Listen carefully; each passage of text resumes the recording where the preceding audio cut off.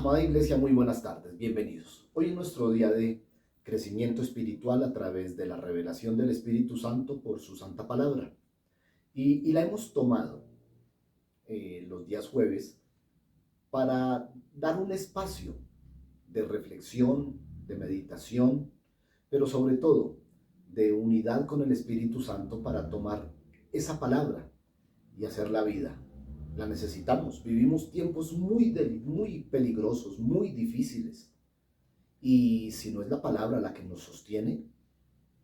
Y en estos días hemos estado especialmente involucrados en la vida del rey David, hablando de hombres y mujeres a quienes Dios usó, a quienes puso su Santo Espíritu, que vivieron momentos gloriosos, momentos difíciles, pero con algo en particular, tuvieron momentos de depresión. Y en aquel tiempo la depresión era visto como un hecho aislado en la vida y en las emociones de las personas. El siglo XXI se ha caracterizado por volver la depresión casi que una epidemia. Todo el mundo en algún momento de la vida atraviesa momentos de depresión. Las circunstancias, el afán, la ansiedad, finalmente lo lleva a uno a eso. Y entonces la confrontación resulta acerca de qué diferencia hay entre las personas que no tienen a Dios, que no conocen a Dios, que no han recibido al Espíritu Santo, con respecto a nosotros, los hijos de Dios, los nacidos de nuevo, en quienes la unción del Espíritu Santo está. ¿Qué diferencia hay? Y nos cuestionábamos acerca de momentos de depresión que sufrimos nosotros. La diferencia está en ¿qué hacemos con la depresión? No desconocemos que al ser espíritu, alma y cuerpo, esta alma, las emociones, los sentimientos, continuamente están cambiando de acuerdo a lo que nos rodea. Pero tenemos la estrategia, tenemos la herramienta, nada más ni nada menos que Dios viviendo en nosotros, en la persona del Espíritu Santo, Jesucristo habiendo hecho morada en nosotros, es quien en esos momentos difíciles nos ayuda a salir. La pregunta es, ¿cómo lo hacemos? Estuvimos mirándolo a través del profeta Elías primero, ¿lo recuerdan? El hombre, después de un momento muy glorioso de poder del Espíritu Santo, tuvo una recaída a causa de una mujer, un espíritu que lo asustó mucho, le infundió temor, lo debilitó hasta desmayar y quiso morirse. Luego lo vimos en Moisés, ese gran hombre de Israel, el hombre de Dios que libertó al pueblo de Egipto. Y cómo después de llevarlo durante la salida de Egipto, después de haber confrontado a Faraón, de haber visto los milagros, el mar rojo abriéndose, descender el maná, de ver agua brotar de la roca, cómo las circunstancias que lo rodean, circunstancias familiares, circunstancias sociales, circunstancias de su propia esposa, lo llevan a entristecerse, a deprimirse y también a querer morirse, hasta decirle a Dios, ¿por qué pones sobre mis hombros esta carga tan pesada? Yo prefiero morirme. Pues bien, llegamos ahora a David y, y en él tenemos una identidad muy especial. Con David, a diferencia de cualquier otro del Antiguo Testamento, tenemos en común la unción del Espíritu Santo. Para algunos que escuchan mucho la palabra unción, siempre se preguntarán, bueno, ¿qué alcances tiene la unción? Yo les puedo decir, la unción, que significa finalmente ungir, es untar. La unción del Espíritu Santo es el derramamiento del Espíritu Santo sobre la vida de los hombres quienes por fe hemos aceptado a Jesús el Señor como el Salvador de nuestras vidas. Y ese derramamiento había sido prometido desde el Antiguo Testamento, allá en el libro de Joel capítulo 2, cuando el profeta, movido por el Espíritu Santo, escribe, en los postreros tiempos derramaré mi Espíritu Santo sobre toda carne y habrá manifestaciones de esa unción. Jesús luego le dijo a la iglesia, a nuestros ancestros espirituales, y recibiréis poder cuando sobre ustedes venga el Espíritu Santo. Entonces, una profecía del Antiguo Testamento con una promesa de Jesús que tiene en común la persona del Espíritu Santo, que iba a ser derramada, untada, nosotros íbamos a ser ungidos, pero ese ungimiento traería poder. ¿Poder para qué? En David lo estamos viendo, porque dijimos, y allí quedamos, recuérdenlo, David es ungido con el instrumento de Dios por tener el corazón de Dios, a diferencia de Saúl, que fue ungido con el instrumento de los hombres por haber sido el escogido de los hombres. Bueno, ahora tenemos a David y recibe ese derramamiento del Espíritu Santo, pero le faltan casi 20 años para ser rey, porque Dios le había dicho a Samuel, unge al hijo de Isaí para que sea rey.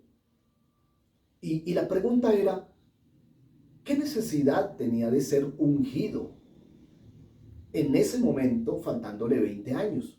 Y entonces empezamos a ver que la cotidianidad, el día a día, nuestras actividades normales, exigen de nosotros esa unción para vivir una vida conforme a lo que Dios pide de nosotros.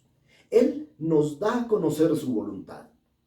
Seguirla sin el poder del Espíritu Santo es imposible, porque es una demanda espiritual. Y el hombre natural, como dice Primera de Corintios capítulo 2, no puede, por más que se lo proponga, vivir una vida espiritual. Entonces, nosotros salimos a trabajar, a estudiar, a nuestras labores, y nos vemos enfrentados a circunstancias. Si no tenemos al Espíritu Santo, las afrontamos, las confrontamos conforme a nuestra capacidad, a nuestro deseo, es decir, a nuestra carne. Pero quienes estamos ungidos, las circunstancias cotidianas nos llevan a llevar todo al poder del Espíritu Santo. Señor, ¿está bien esta decisión? Señor, ¿te parece bien este negocio? Padre, ¿está bien lo que voy a decir? Señor, ¿estás de acuerdo con este paso que voy a dar? Es decir, nuestra vida ahora se circunscribe a lo que el Espíritu Santo desde adentro dicte a nuestra conciencia, a nuestra mente, a nuestro corazón. Entendiendo el corazón a la luz de la Biblia, ¿no? No es el músculo cardíaco, sino en donde están albergados nuestra inteligencia, nuestros sentimientos, nuestros pensamientos, nuestra conciencia. Ese es el corazón del que habla el hombre, del que habla la Biblia, del que Ezequiel nos dice que Dios transformaría ese corazón, es decir, esa manera de pensar, de dureza, de incredulidad en un corazón de carne, en un corazón de fe, en un corazón de entrega. Y allí está David. Y después de ser ungido, vuelve a sus ovejas. Pero la unción empieza a cobrar sentido, porque viviendo en la cotidianidad de un pastor, se encuentra con que los rebaños son atacados. Y son atacados no por coyotes o zorras que podrían finalmente huir siendo espantados por un palo o una piedra. No, quienes llegan a robar sus ovejas, es decir, a dañar su actividad, a echar por el piso su labor, son gigantes. Un oso. Hay osos de 2 metros, leones, fieros. Y son estos los que tiene que confrontar David. Tiene que luchar contra ellos. Y es gracias a la unción, que es poder, Jesús lo dijo, que él tiene la capacidad, primero, de no temer, sino tener mucho valor para afrontarlo. ¿Qué hace esa unción? Pone la fe por encima de la razón. Escuche, la fe por encima de la razón. Porque si uno analiza y razona, ¿cómo voy a poder luchar contra un león?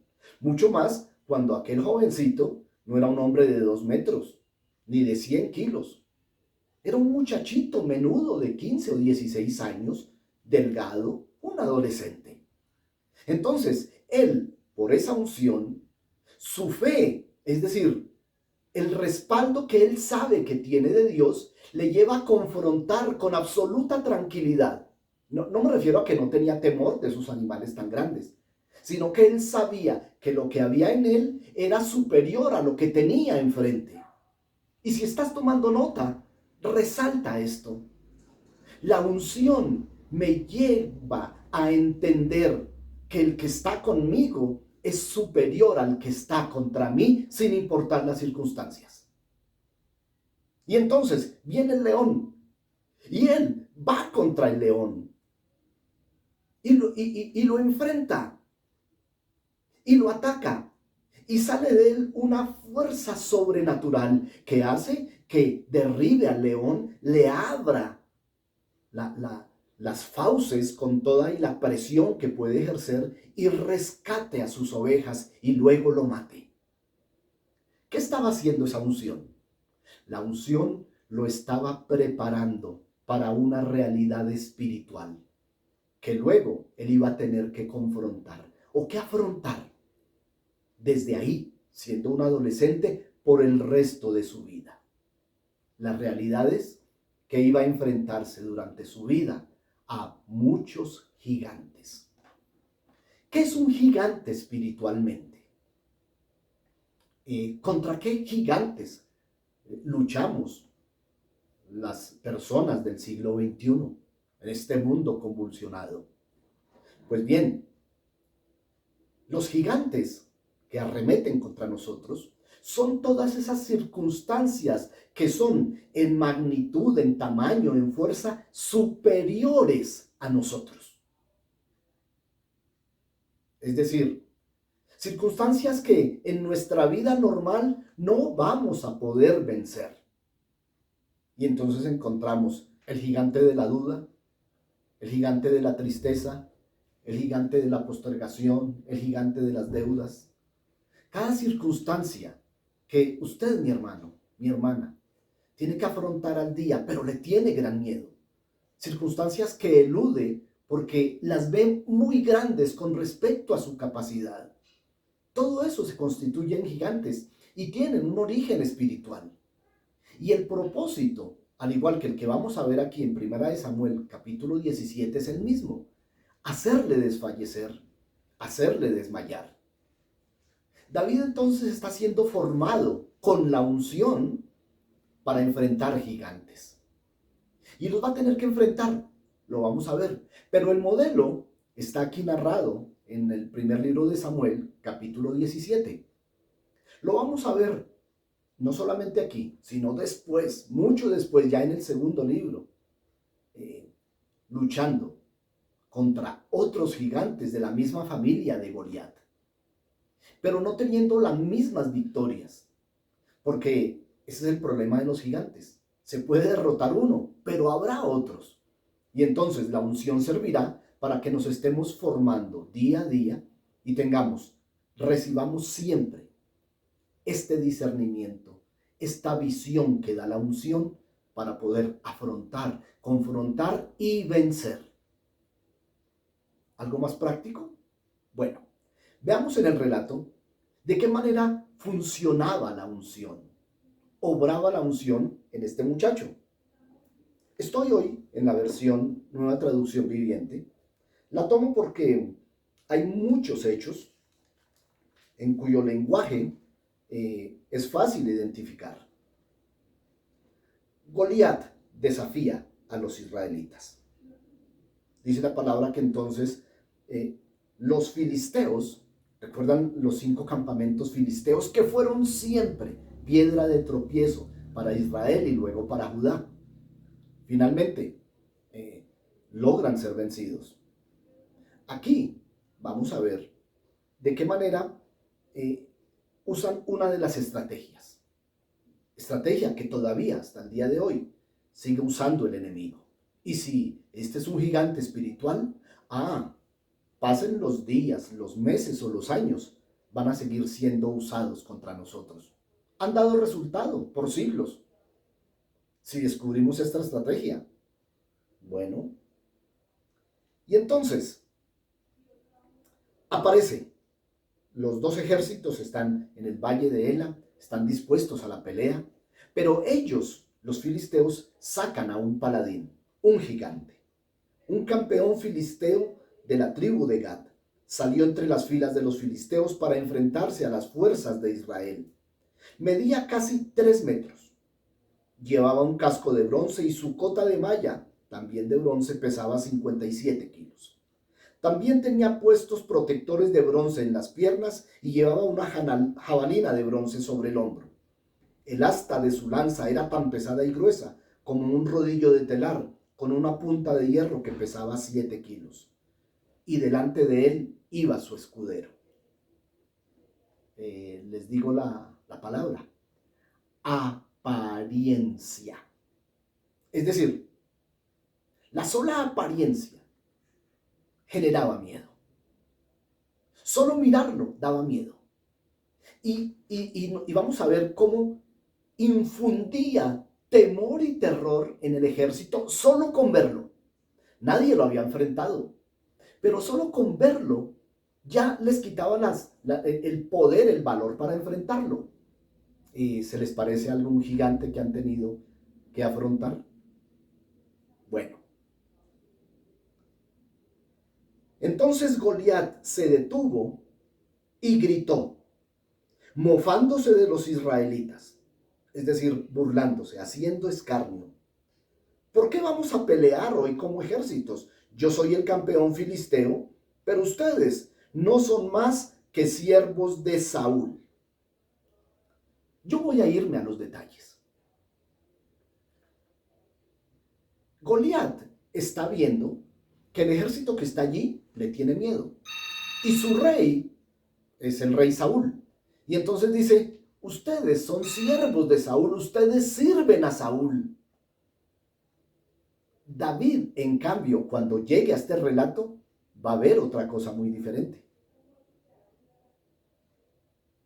Elijan entre ustedes a un hombre que venga y pelee conmigo. Si me mata, seremos esclavos suyos, pero si yo le mato, ustedes serán nuestros esclavos. Hoy desafío al ejército de Israel, envíeme a alguien que me enfrente. Cuando Saúl y los israelitas lo escucharon, quedaron aterrados y profundamente perturbados. Asustarse es una cosa, pero ser perturbado no solamente da ese temor, sino que hace que la persona pierda el sentido de la lógica. El que está perturbado hace las cosas en desorden. No busca una lógica y una coherencia para actuar. El que está perturbado se enreda. Y eso logra infundir los gigantes. El gigante de la deuda no permite que la persona se siente y medite acerca de cómo puedo yo salir de este problema tan gigante, sino que lo que hace es abrir huecos grandes para tapar este y luego uno más grande para tapar aquel. Eso es estar perturbado. Tratar de salir de momento de las cosas sin sentarse, meditar y sobre todo, si se tiene la unción, clamar al Espíritu Santo. ¿De qué manera salimos de esto? ¿Cómo hacemos esto? ¿Cómo logramos esto? Eso logró Goliat en este ejército. Ahora bien, David era hijo de un hombre llamado Isaí, un efrateo de Belén en la tierra de Judá. En ese tiempo Isaí, anciano que tenía 8 hijos, 3 de sus mayores, Eliab, Abinadab y Sama, ya habían unido sus fuerzas al ejército para pelear contra los filisteos. Pero David iba y venía mientras cuidaba las ovejas de su padre. Durante 40 días, estoy en el versículo 16 del capítulo 17 de la primera carta de Juan, por si alguien acaba de llegar al relato. Durante 40 días, cada mañana y cada tarde, el paladín filisteo volvía y se ponía frente al ejército israelita y, dándose aires delante de él, los atemorizaba. un patrón de los gigantes. No hay forma que los olvidemos. No hay forma que los desechemos. Continuamente se nos están apareciendo. Yo recuerdo un tiempo, gracias a un decreto, prohibieron que los bancos llamasen a las personas a cobrar a cualquier hora del día y de la noche. Y entonces quien tenía una deuda, lo llamaban del banco a las 12 del día. Lo llamaban a las 3 de la tarde. Lo llamaban a las 6 de la tarde. Lo llamaban a las 9 de la noche. Y no era raro que le sonara el teléfono a las 2 de la mañana. La gente desesperaba. Ya sé quién es. No volvían a contestar el teléfono. Les recordaba: oh, te está quedando grande. No vas a poder contra mí. Te vamos a embargar. Y la persona, ¿saben ustedes cuántas personas se suicidaron a causa de esto? Debido a eso, con un decreto tumbaron esa costumbre de las entidades financieras. Eso hacía Goliat. Tarde y noche, mañana y tarde, volvía y les decía: ¿quién es el que va a pelear contra mí? Si le venzo, serán esclavos nuestros. Y las personas, estos soldados, pensaban en sus esposas, en sus hijas, en sus hijos, siendo esclavos de estos filisteos. Ese es el temor. Y esos gigantes que hoy atemorizan, aterrorizan y hacen escarnio, siguen haciendo lo mismo vez tras vez. Pregunto, ¿estás identificando ese gigante en tu vida? ¿Estás identificando esa circunstancia? Pues bien,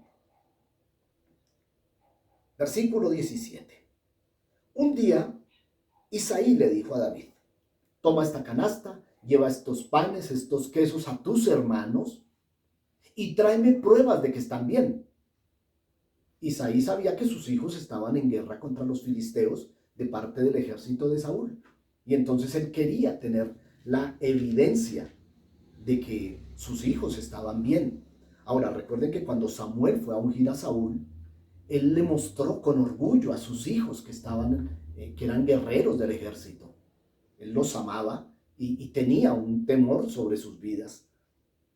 Pues bien, versículo 20, así que temprano a la mañana siguiente, David dejó las ovejas al cuidado de otro pastor y salió con el encargo. Versículo 21. Poco tiempo después, las fuerzas israelitas y filisteas quedaron frente a frente, ejército contra ejército. David entonces dejó sus cosas con el hombre que guardaba las provisiones y se apresuró a ir a las filas para saludar a sus hermanos. Mientras hablaba con ellos, apareció el paladín filisteo. Salió de entre las tropas en ese momento. Y David lo escuchó gritar sus ya acostumbradas burlas al ejército de Israel. Tan pronto como las tropas israelitas lo vieron, comenzaron a huir espantadas. «¿Ya vieron al gigante?», se decían unos a otros. «Sale cada día a desafiar a Israel. El rey ha ofrecido una enorme recompensa a cualquiera que le venza. A ese hombre le daré una de mis hijas y a su familia le exoneraré de impuestos». David les preguntó acerca de esto: ¿qué es lo que recibirá el hombre que mate al filisteo? Y le dieron la respuesta. Y aquí, en este versículo 26, está la diferencia entre la unción, la diferencia entre alguien que anda en el espíritu con respecto a alguien que anda en la naturaleza carnal, en la lógica y la razón. Porque David escuchó exactamente lo mismo y vio al mismo filisteo gigante. Es decir, la misma situación, pero vista por dos personas diferentes.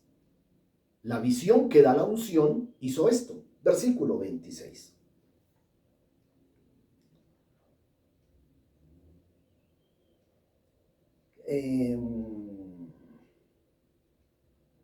¿Qué recibirá el hombre que mate al filisteo y ponga fin a su desafío contra Israel?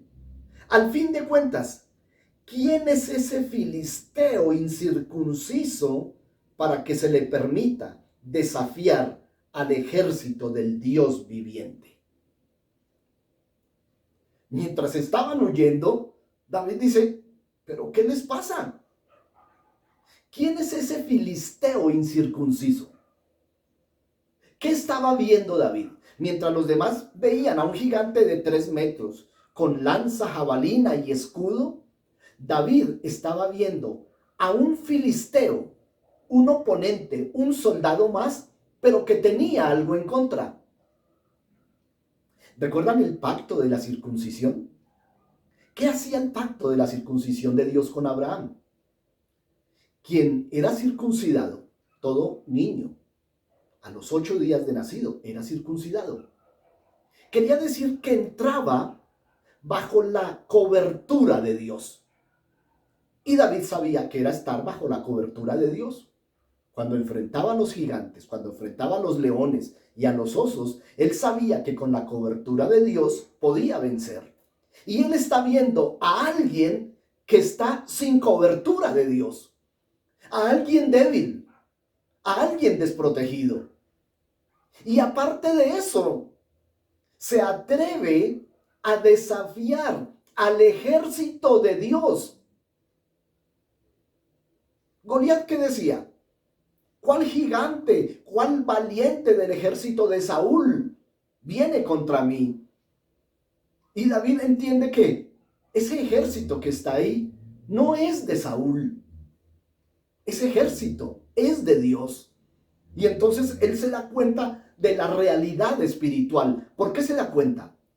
Porque la unción da una visión. La unción me permite ver las cosas como Dios las ve. Desde el cielo, Dios veía a un filisteo que estaba por fuera de su cobertura, que le estaba desafiando a su ejército. Así es como Dios lo ve. Y la unción que reposa sobre David hace que David tenga la misma visión. Es decir, todo el mundo veía las cosas de una manera y un hombre lo veía diferente. Y yo les he hablado de las famosas gafas de 3D que hace que cuando uno se los ponga vea la realidad virtual, vea la realidad de otra manera. La unción hace que veamos las cosas a la manera de Dios. La unción nos permite ver que no importa la deuda, Dios está por encima y nos dará la posibilidad económica de afrontarla y superarla y hará cosas sobrenaturales para que ese gigante caiga. Pero tenemos que tener la visión que da la unción, tenemos que tener la prudencia, la sensatez para sentarnos a meditar, no la confusión, para saber cómo voy a enfrentar este gigante. Hablo del caso de la deuda. Pero identifiquen a sus gigantes, identifiquen el gigante. Miren, hay un gigante que en Latinoamérica ha logrado hacer cosas terribles. Y es el gigante de la postergación. El gigante de decir, mañana lo haré. El gigante que no permite que las cosas que hay que hacer, urgentes o importantes, se dejen para después. Y eso trae ruina, eso trae pobreza. Pues bien, cada uno identificará su gigante. Ahora David está viendo la realidad de la situación. Y entonces dice, yo voy a pelear contra este. Yo tengo la lucha ganada. Ha desafiado a Dios. Y aparte de eso está sin cobertura. Es un incircunciso, es un pagano. Yo pelearé contra él. Y entonces van y le dicen a Saúl, hemos encontrado un valiente que pelee contra el gigante. Y Saúl dice, tráiganlo por favor. Voy a prestarle mi armadura para que luche contra ese gigante. Y cuando le traen al muchachito, ¿cuáles eran sus armas? ¿Cuáles son las armas de un pastor? ¿Cómo es la vestimenta de un pastor? Como el del Salmo 23. Tiene un cayado, un bastón. con el que empuja a las ovejas o las recupera, las rescata cuando están caídas. Tiene un saco pastoril en donde guarda algunas cosas y se presenta delante de Saúl con lo que tiene, con lo que es. Este soy yo. Pero hay algo, hay un arma dentro de mí que está por encima de cualquier arma humana. Es la unción. Saúl no la ve. Y entonces, muchachito, tú no puedes pelear contra ese gigante. Ese gigante es entrenado en las armas. Te va a matar. Y él dice, no, no, no, no, no, no. Ese incircunciso está por fuera del pacto de Dios.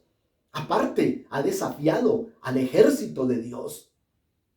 Yo he peleado contra leones y osos, que son más fuertes, y los he vencido. Para eso es la unción. Y entonces Saúl le dice, oh, vístete con mis vestiduras. Como no ve la armadura que tiene David. Y cuando hablo de armadura, ustedes estarán relacionando a Efesios 6:10, ¿no? Vestíos de toda la armadura de Dios. Es una armadura espiritual. No se ve, pero es más eficaz que cualquier armadura material o humana. Y entonces a él se la ponen y él trata de caminar y dice, yo no estoy acostumbrado a estas cosas de la carne. Yo tengo mis propias armas. Y entonces Saúl le dice, que Dios te proteja. Saúl no cree nada en este muchachito.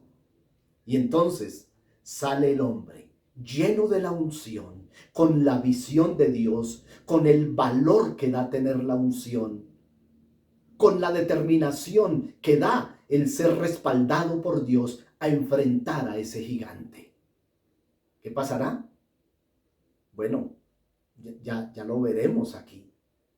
Veremos cómo con esa unción el hombre sale y se pone frente al gigante. Pero vamos a ver la reacción de ese gigante cuando ve al muchachito. Porque es un gigante que ve lo que ve la vista natural. ¿Quién soy yo? ¿Acaso soy un perro? ¿Para que vengas a mí con un palo y con piedras? Y entonces David le dice, hoy te voy a entregar a las aves del cielo para que coman tu carne, porque has osado desafiar al ejército del Dios viviente. Y dice la palabra que Goliat corre frente a David, y David corre frente a Goliat, no lo rehúsa, no le da la espalda. Al gigante hay que enfrentarlo, y mientras va corriendo hacia él, mete la mano en su bolsa pastoril y saca su arma y la pone en la honda. Y bueno, ¿qué pasará? Viene una imagen, el gigante caído y el gigante de la unción, escúchelo, el gigante de la unción contra el enano de la capacidad humana, el uno venciendo al otro. Esa es una realidad espiritual que tú y yo vivimos. Bueno, ustedes dirán, pero ¿no estamos hablando de depresión? Claro, estoy hablando de las estrategias del enemigo para deprimir, que lograron su objetivo en todo un ejército, pero no pudieron contra uno. Porque la unción había logrado rechazar todo intento del enemigo. Pregunto, ¿en dónde está el Espíritu Santo en nuestra vida? ¿En dónde está la unción? Si me acompañan, el próximo jueves estaremos nuevamente, 23 de junio, y podremos ver qué pasó con la batalla y qué trascendió espiritualmente. Y también veremos algunas circunstancias específicas del rey David y cómo comenzó, ya no la estrategia de un gigante atemorizando, sino de las amenazas. La estrategia de la amenaza que hizo mella en el espíritu de David. Amados, permítame orar y darle gracias a Dios. Amado Rey y Señor, gracias por tu palabra. Pero Señor, hoy te queremos dar gracias por la unción. La unción que pudre el yugo. La unción que vence. Gracias, Padre bueno, por cada uno de mis hermanos que ahora está entendiendo qué gigante es el que debe enfrentar. Pero también estamos entendiendo cómo hacerle frente. Padre bueno, ayúdanos en esta tremenda lucha. Tú no dijiste que iba a ser fácil. Sí nos garantizaste la victoria, pero la pelea es peleando. Por eso vestimos la armadura, toda la armadura, para hacer frente al enemigo. Gracias, mi amado Señor.